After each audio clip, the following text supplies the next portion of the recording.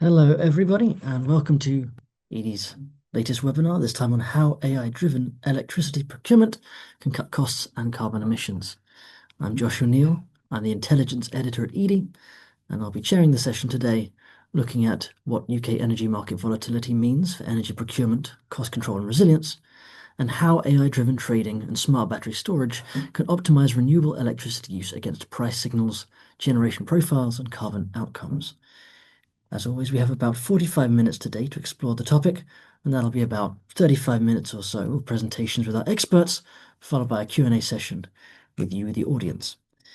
As always, I'd like to get through as many of the questions in that section as possible. So if at any point during this presentation you have a question or something that you'd like to clarify or ask the experts, please do put it in the Q&A function at the bottom of the screen. There's also an upvote function there. So if there's a question already there that you'd like to ask, you can upvote it and we can prioritize those questions which have the most upvotes and therefore get to the ones that most people want to hear more quickly. The session is being recorded and that'll be sent after the webinar is done to your emails and will be available on our site. Without further ado, our speakers today on the topic are Henry Harris, Customer Engagement Lead with Q Energy, Joe Southernwood, Sustainability Consultant, also at Q Energy, and Jacob Briggs, Energy Users Lead at Cornwall Insight. Now, Jacob, we're starting with you today. So if you'd like to come onto camera, introduce yourself, and then dive right in. Thank you. Lovely stuff. Thanks very much, Joshua. And yeah, good to see everybody. So before we dive into the content, I'll give a quick overview as to who we are at Cornwall Insight.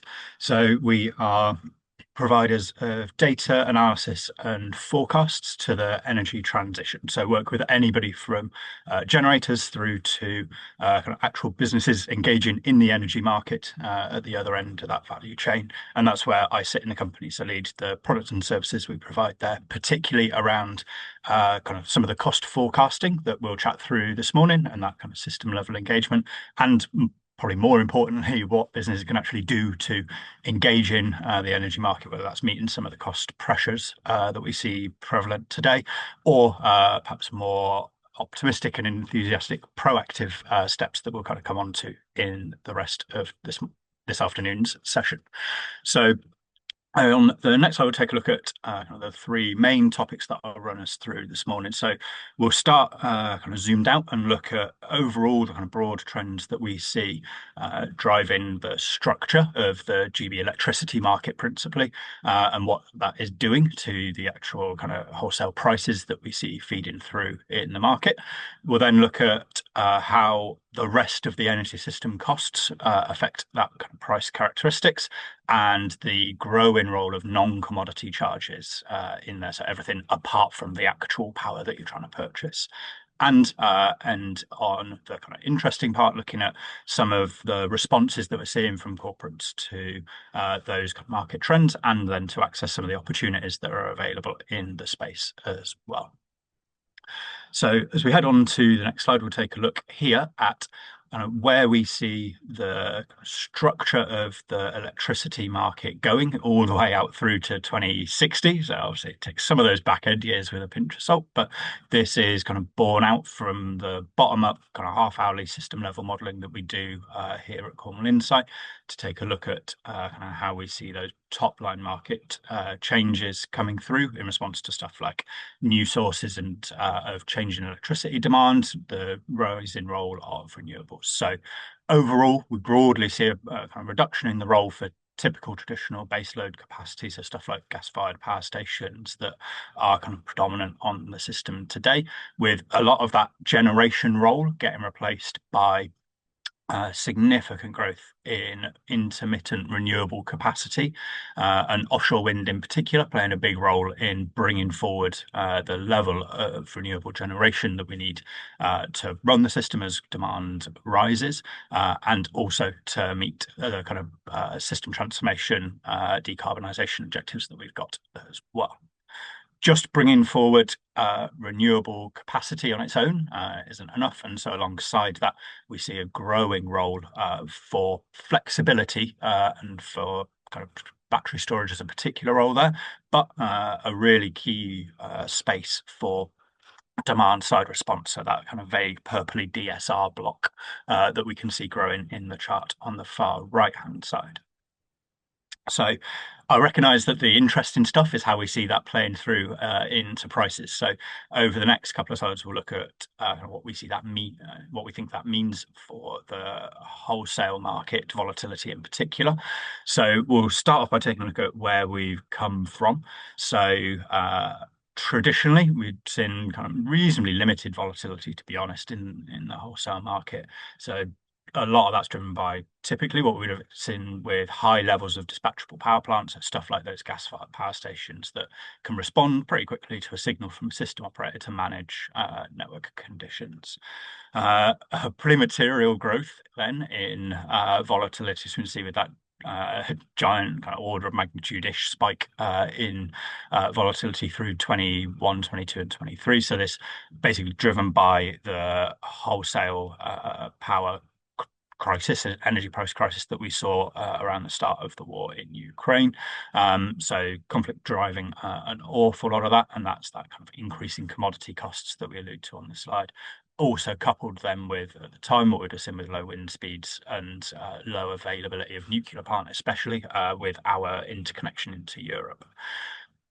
If we're kind of looking closer to today then, so although happily we've kind of reduced from those like record high levels of overall wholesale power price and volatility that characterized the early 2020s, we have not returned to our kind of like pre-2020 levels. So although we see a reduction in volatility, this is set to endure above the kind of rates that we see today, and playing out into a kind of continued volatile environment for wholesale prices. And then on the next slide, we'll take a look at that kind of forward view, so taking us out into 2040 here. So the line to focus on initially in this chart is that 50th percentile line. So this is like broadly the trend and shape that we would expect to see overall average wholesale power prices outturn at baseload prices per year. Now, there's an awful lot of caveats in there that belie rise in levels of kind of wholesale price spreads that get us to that average. So that 25th percentile is looking at basically below average power prices that we would see outturning on the system, and the reverse true for the 75th and 95th percentile lines. So as you can see, there's a significant increase in the kind of spread of prices that we'll expect to see on a half-hourly basis out across that power system as we get into 2040, which contribute to a reasonably stable looking average, but that belies how much volatility we see and variability in particular coming through in prices. A lot of that is characterized by this rise in the kind of number of periods where we'd expect to see negative wholesale prices. So there's a few things that contribute to this. In particular, a kind of rise in level of what would term like must-run plants. So stuff that is kind of heavily incentivized and supported through carbon capture and storage to be operating, whatever the kind of state on the system and whatever the price available, and then a kind of changing demand picture as well, or helping to bring, changing demand and rising level of renewables that we saw earlier on, helping to bring forward more instances of negative prices for a demand customer like you guys. Particularly appealing, given the role that can have in driving down wholesale prices where you are able to access those. So overall, then, before we kind of head on to the non-commodity part of the story, rising levels of volatility and rising levels of negative prices expected, which places kind of more importance on being able to both access the opportunities presented by the lower end of those power price spectrum, and then kind of avoid exposure to the top end of that on the reverse. So we'll take a look now at the giant other bit of the kind of delivered energy cost stack, or delivered electricity cost stack. So probably somewhere between like 35 and 45% of the overall electricity bill is made up of that wholesale element that we've just looked at, with everything else coming into broadly that non-commodity bucket. And most of that sits within the kind of network charging and the policy cost element. So the cost of operating and maintaining and using our electricity grid, and then of all of the kind of policy objectives that we're looking to achieve, with the cost of those traditionally led onto electricity bills to recover them.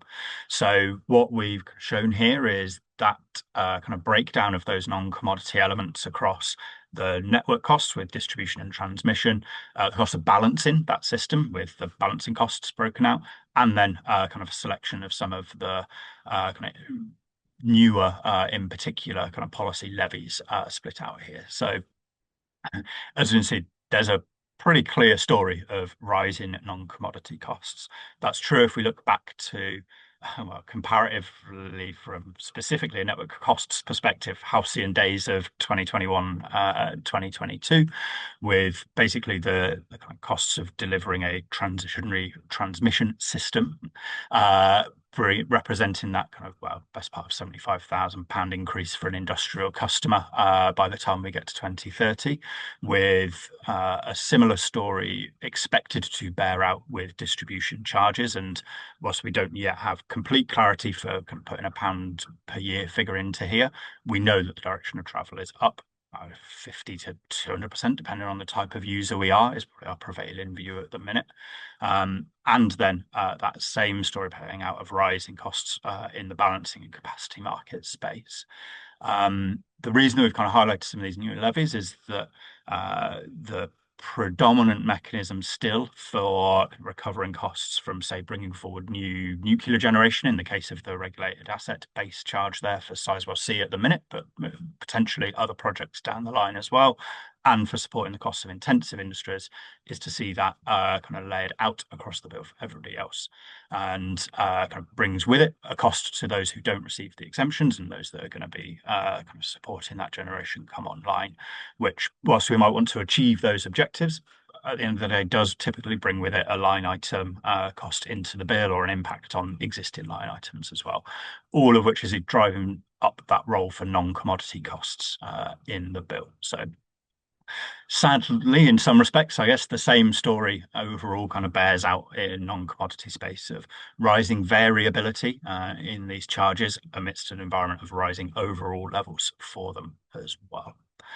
So as we head on to the kind of final couple of slides from me, we'll take a look at what we're seeing parties do about that, and where we see it bringing kind of new opportunities for them to engage as well. So the first area that we're seeing an awful lot of kind of interest, both from business to take part in propositions and from existing and new kind of energy service providers, is around green solutions. So basically anything from really go to CPPAs, but particularly that growing interest is in two main camps. So in the rise in prevalence of granular matching within those green products, so not just using REGOs to map over overall annual demand, but use of hourly or half-hourly matched products to tie demand to specific generator output, or to overall aggregated generator output as well, with some of that kind of being driven by the kind of change in reporting standards, and some of it by the growth that we've seen in capable products in the market as well.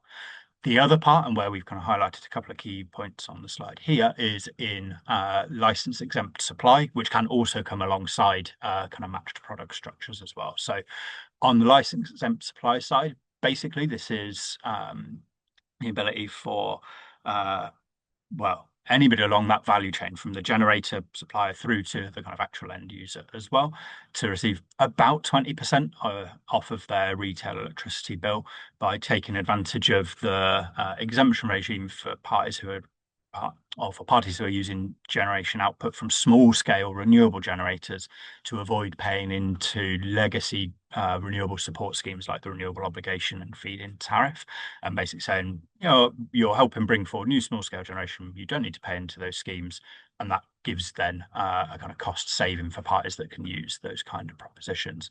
And as you can see on the right, seeing a kind of material growth in the level of volumes being delivered through those kind of propositions into businesses.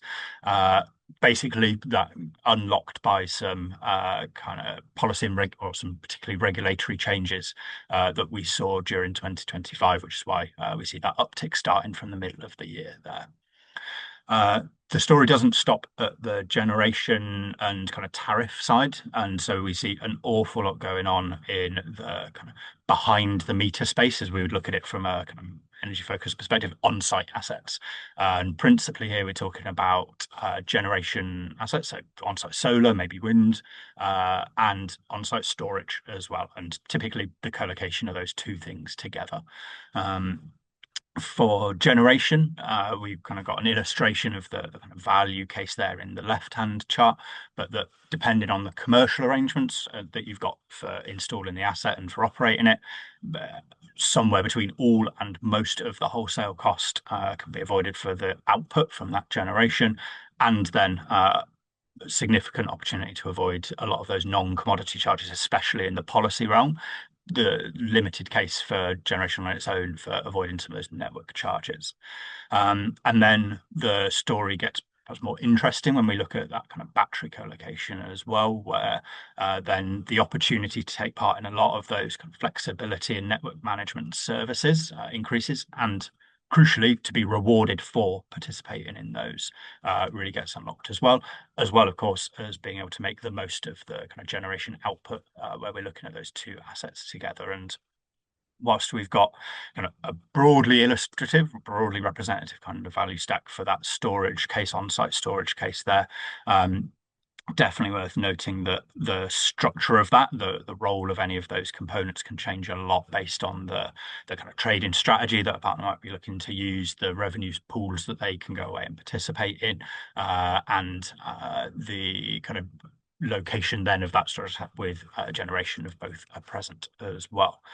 But we've got kind of far more interesting and detailed stuff to come on that trading story. So with that, I think I'll hand over to Joe to take us through the next piece on the Q Energy side, and do the contractual obligation to please do look at the slides, get in touch if you've got any questions on anything that we ran through today. Thanks. Thanks very much, Jacob. Some really interesting insights there into the energy market. So thanks for joining us, everyone. I'm Joe Southernwood, and I'm an energy consultant at Q Energy. So we've already heard from Jacob this morning about the rising volatility in the energy markets. And over the next 15, 20 minutes or so, I'm going to show you how we can use AI-driven trading to turn that grid volatility from a risk into a source of value for your business. So I've got a few slides, and then I'm going to try and demonstrate how we do that with a case study on a real site that we're working with. So quick intro to who is Q Energy. We are a smart energy services provider based in Manchester, and we help our clients to cut their energy bills with smart energy purchasing and intelligent management of their energy assets. So overall, we monitor over 600 meters in the UK. We manage more than 250 gigawatt hours of electricity contracts. We've deployed many megawatt hours of battery assets over the years. And recently, we have launched a smart tariff solution. So we have a smart battery tariff. That's the flagship one that I'm going to be focusing on today. We have 25 sites using that already, and a pipeline of another 55 coming this year. We've also launched other smart tariffs around 24/7 zero carbon matched tariffs and smart export tariffs alongside that battery tariff that I'll talk to you about. We are also a certified asset meter virtual lead party, which will become important, as you'll see later. But our whole proposition essentially comes down to the main idea, which is how do we turn that grid volatility into an asset and into a revenue stream for your business? And I'll try to explain how we do that. So what we see often is that traditional contracts, they're typically based on historical data that doesn't necessarily reflect what your site is actually doing now.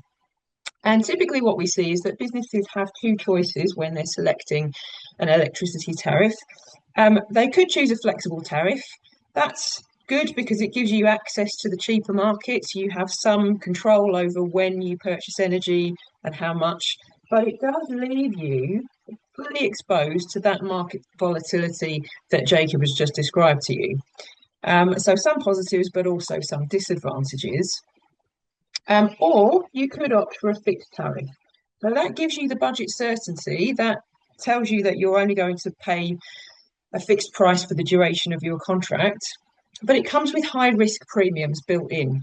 They're baked into the price that you pay. And in both cases, once that deal is set, you're locked in for the duration of the contract. And it doesn't help you if the market moves in your favour. You can't take advantage of those potential upsides. And that's the fundamental transition that we're trying to achieve with our smart tariffs. We think that smart tariffs are the better option, and it works in a number of different ways. So your site already has half-hourly data, but typically once you've chosen a contract, it's not used to its full advantage. And so what we do with our AI-driven platform is to optimize that purchasing strategy and adjust what we purchase and where we buy it from up to 48 times a day, so every half hour. And we're aiming to buy energy at the right price and the right time, where possible, matching it to zero carbon electricity from renewable generators. And what that allows us to do is offer our clients a guaranteed level of saving. Typically, that could be half a penny to up to 2p a kilowatt hour on every unit of electricity purchased, benchmarked against real market rates and independently verified. So we're giving you a guaranteed saving. That's what gives you some budget certainty. But there are often more savings on the table if you couple that with battery storage technology. And that could be as much as 4p a kilowatt hour of additional savings. And those bonus savings are then shared with the client so that you get the upside of all of those different elements. So there's a floor that you can count on, a guaranteed saving, plus an extra bonus for participating in the markets using the smart tariffs. So let's have a look at how this works. The first thing you need is access to the market. So to do that, we need to sign up our clients to a flexible energy contract. That's what gives you control over the energy purchasing strategy and access to those very cheap market rates. And what we do is we layer on top of that a service agreement with Q Energy. And it's that service agreement that delegates purchasing responsibility over to Q Energy. And it's where we set that guaranteed level of saving, which, as I said, could be up to 2p a kilowatt hour against the best market rate. Together, they form the smart tariff or the Q Energy contract, and it's providing the customer with access to the best rates and budget certainty, whilst also giving you some protection from risk volatility and reducing that risk. So let's talk about how we actually deliver that. We do this by layering up lots of different revenue streams. And the first one is looking at how we purchase energy. So often what happens with supply contracts is the supplier looks at your average consumption over a typical day for the past 12 months, and they come up with a forecast that's represented by the shaded area here. But your actual site consumption varies considerably, as you see with the purple line on the chart here. And any time there's a mismatch between what was predicted and what you've actually used, there's a risk. And the supplier accounts for that risk somewhere in your contract, usually through a risk premium. So what we need to do instead is use all of your half-hourly data to predict more accurately what your actual consumption is going to be, so that we can purchase at the right price and at the right time for your site, and in the right amount also. So we use our AI predictions to fine-tune our forecast, so that now the forecast, which is the shaded area, matches much more closely what your site is actually doing. And by doing that optimization, we can optimize our purchasing strategy. We layer on top of that battery energy storage. Our predictions are good, but they're not perfect. But what we can do with the battery is fine-tune that consumption profile to force the real consumption to match as closely as possible what we've predicted. What we can also do, of course, is try to shift usage away from high price periods. So the purple bars here represent the price on the spot market, and what the battery allows us to do is to start to avoid some of those non-commodity costs that are time-based and move demand away from those high price periods and towards lower price periods. So that's the first way that we can reduce bills. But that's not the full story. There are other ways as well. And what we try to do is manage and optimize that flexibility that is primarily driven by a battery asset that's on your site, but can be enhanced by other flexible assets that you might have, like EV chargers or heat pumps or refrigeration equipment. All of those flexible assets can be managed by Q Energy's Smart Cube technology. And because, as I mentioned, we are an asset meter virtual lead party, we can locate all of those assets behind a verified asset meter that's managed by us to trade some of that flexibility into the balancing services markets. Now, there's lots of markets available. Some of them are in grey on the slide. It depends on your site and the way it's set up as to exactly which markets are available. But by having this set up, it gives you access to some of those revenues from balancing services that can be layered up on top of your purchasing strategy. Another thing we can do is look at license exempt supplies. So where you've got, as Jacob was saying, smaller generators that are feeding in at distribution level, we have an opportunity to possibly avoid some of the levies and fees that would normally be charged at transmission scale.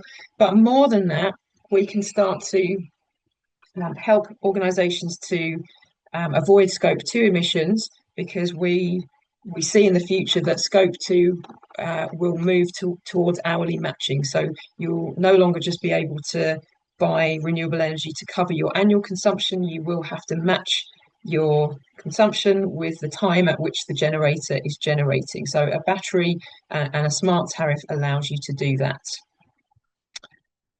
And finally, we can optimize your solar export. So lots of companies install solar alongside battery technologies to maximize self-consumption. What we can also do is use that battery to make sure that we're exporting at the highest prices every day. So you can see that we are layering up all of those different revenue streams on top of each other. What I'm going to do for the next few minutes is just give you a demonstration of how this works in practice with a real site. So this is a behind the scenes look at our trading platform. What we do for our clients is start with a bill. All we need from them is an energy bill and their consent to access their half-hourly data. That's what gives us the ability to run an analysis and start to build an offer for them. So I've preloaded a bill here and the system will run an analysis. Now, this first page is what you would expect. It's a brief summary of half-hourly consumption profile over the year. So it's broken down by weekday and weekends. It's found the peak demand. This is nothing new. It's what we see regularly. But what we can start to do is look at, well, what might this look like if we start to match our demand with a sleeved contract with a exempt supply generator? How much might we be able to get from that exempt supply in the blue versus how much might we need to import from the grid in the green here? And once we've got this starting point, the system will then go on to come up with an offer. So for this particular site, it was a 3.1 gigawatt hour site. It's a real client based in Manchester, an office-based building. What we have found, what the system has found for this site is that there's a potential saving of up to 5 pence a kilowatt hour off the unit rate. And that's broken down into two parts. So there's a guaranteed saving. We're guaranteeing here a penny a kilowatt hour that would amount to just over £31,000 of saving a year. But there's also those bonus savings of up to a further £122,000. And that's broken down. You can see how the system's breaking it down for all of those different revenue streams, giving you a total value on the table of £154,000 based on a battery that would be installed at this site of 482 kilowatt hours. Now, we're guaranteeing 31,000. There's more on the table. And this in this case, it's being split with the customer 70-30. That depends on who's funded the battery, the financing model, who's paying for the installation, etc. That's on a case-by-case basis. Now, you might be thinking, how can we possibly make this guarantee? How can we possibly guarantee you that we're a penny a kilowatt hour cheaper than the best market rate? And I'm going to show you behind the scenes how we build this offer. So the reason this works is because we're not relying on just one revenue stream. We've got two trading engines running in parallel, and they're actually hedging against each other. So we've got the smart wholesale trading. That's the piece that I was talking about, where we buy energy at the right price and at the right time based on a really accurate forecast of your site consumption. But we've also got another stream that's coming from battery trading, so trading that flexibility into the markets. And those two together are what make up the smart battery tariff. But the important thing is that the streams hedge each other. So, for example, in a calm market, the two streams both perform relatively well. But when that market becomes volatile, the proportion of income from each stream shifts. The battery does better because the difference between the highest price and the lowest price on any given day is wider. So we can extract a greater amount of revenue from that system. And in a crisis market, maybe there's nothing to be made from the wholesale market, but there's still lots of opportunity from the battery itself.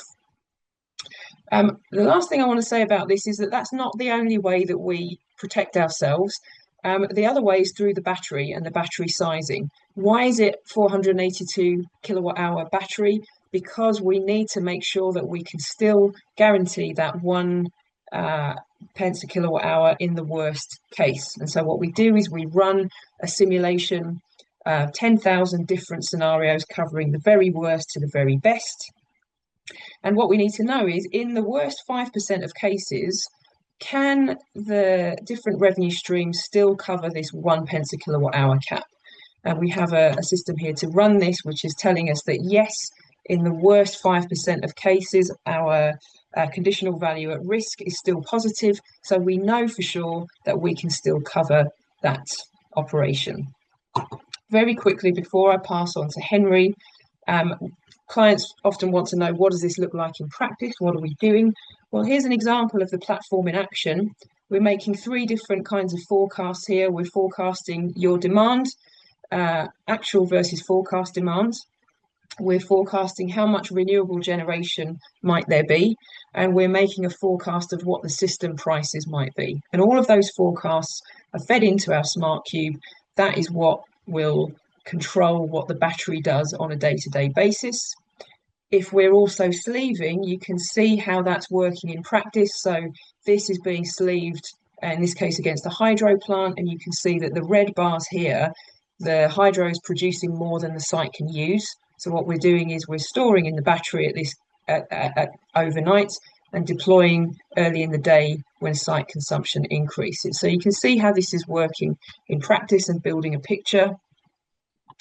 And in the final picture, what did this site achieve for the year? Well, we achieved 151,000 out of that 154 that we predicted, and saved 83 tons of carbon. So what we've given to this site is a big saving shared with the client and Q Energy. We've given them resilience, and we've given them a carbon saving also. So I'm going to switch back to the slides now and hand you over to Henry, who's going to talk about how we implement this in practice. Thank you very much, Joe. Thank you very much, Jacob, as well before. So I'm Henry Harris, Client Engagement Manager at Q Energy. So you've seen what the platform does. My job for the next 10 minutes is really the practical part, how you go from being interested to going live, what makes the site suitable, and which product fits you. Okay, so we have three main products that really depend on what you need. First of all, the CapEx-free smart battery tariff. This is for medium-sized energy users who simply just want to cut their bills with up to 20% of guaranteed savings and no capital outlay. Then moving on to the smart export tariff. This is for sites with large excess generation. If you have a co-located battery, a battery on site, then that's up to 20% additional income that you can get from exporting at the right times as well. And then finally on this slide, we have the 24/7 carbon-free tariff, which is the one in today's demo. It's for businesses that want to go further on the carbon, on the emission side, with matched renewable energy, and also getting up to 25% guaranteed savings. So if we move on to the site suitability assessments, which is to ascertain which of the products your site would be eligible for, there are three main things that we look at. Firstly, the supply contract. We work with sites that use more than 600,000 kilowatt hours a year, with a half hourly meter as well. We ideally want to be talking and working with you within 18 months of your contract end date as well. If you're just thinking about demand optimization through asset management, then the site just needs an asset meter to work with, rather than any contract switching or anything like that. Second, we'll look at demand flexibility. First, how much you have currently and how the potential that you have to bring in more. We'll run a simulation to size the battery for your site, and look at the flexible load you have, for example, building management systems, smart EV charging, heat pumps, etc. The more flexibility that you have and can have, the more value we can unlock. Third, having renewables on your site expands your options both in terms of savings and carbon cutting, of course. If you have a fairly significant excess generation, around 50,000 kilowatt hours, then you can look at the export tariff. Going a bit more into detail on the zero carbon tariff, which, as I said, if you want to go further on that carbon cutting, this is built around the renewable sleeving that, as we know from the presentation so far, matches your consumption to renewable generation and settles it as exempt from a variety of costs. Power can come from your own generators or ones that we source from the market, and you can sit in the Q Energy basket or have a dedicated basket for your own portfolio. So the minimum threshold is 5 gigawatt hours and annual consumption. So thinking very practically, sorry, next slide, please. Thank you. Thinking very practically about the next steps for all these different tariffs and different options. Step one, if interested, you can share a current electricity bill and give us consent to analyze your data and build a proposal. That's all we need to begin, and that's what you saw at the beginning of the demo that Joe went through. Step two, so we'll come back to you with a high-level proposal, a headline saving forecast, and also recommended battery size, etc. Step three, we get to the final quote with a full tariff comparison and benchmarking against the market. Step four, we go to signing the service agreement and supply contract, and then get you live. And you'll start seeing the financial and emission benefits straight away. So that outlines the process. That concludes the main part of the presentation. The main message we want to put forward is that if these solutions line up with your requirements, the best next step can be a brief chat to review your current setup, look at potential savings. So feel free to scan the QR code that's on the screen. You've also got mine and Joe's contacts on there, as well as more information about Q Energy. Now passing it back to Josh and for the questions section. Oh, brilliant. Well, thank you very much, Henry and Joe and Jacob, for your presentations. For the audience, if you'd like to get any questions in, please do begin putting them in now. We'll try and get through as many as we can in the time we have for this Q&A. As we're filtering those questions in, I'll just give out a couple of my own. And we'll start with you, Jacob. You were mentioning that average wholesale prices fall over time, but volatility increases. Yep. And so what does that mean for businesses buying electricity? Yeah, and depending on your contract, maybe a great opportunity, maybe a real risk to manage, or kind of not too much if you are looking to try and like lock in, hedge as much as possible, use some of like the CPP options that are available broadly. And for the stuff that we're interested in, there definitely some potential upside. So that rise in instance of negative prices that we looked at, for example, if you've got any flexibility in your underlying demand, or you've installed an asset like a battery that can take advantage of that kind of rise in price spread, this is those are great opportunities to offset and lower your overall kind of electricity costs. Yes, it comes with risk to manage, but with the kind of right assets or the right approach, it's definitely a kind of positive opportunity for businesses. Cool. And again to you, Jacob, I think with Mm. rising, as network and policy costs are rising, how Yeah. do they change the business case for on-site generation and storage? Mhm.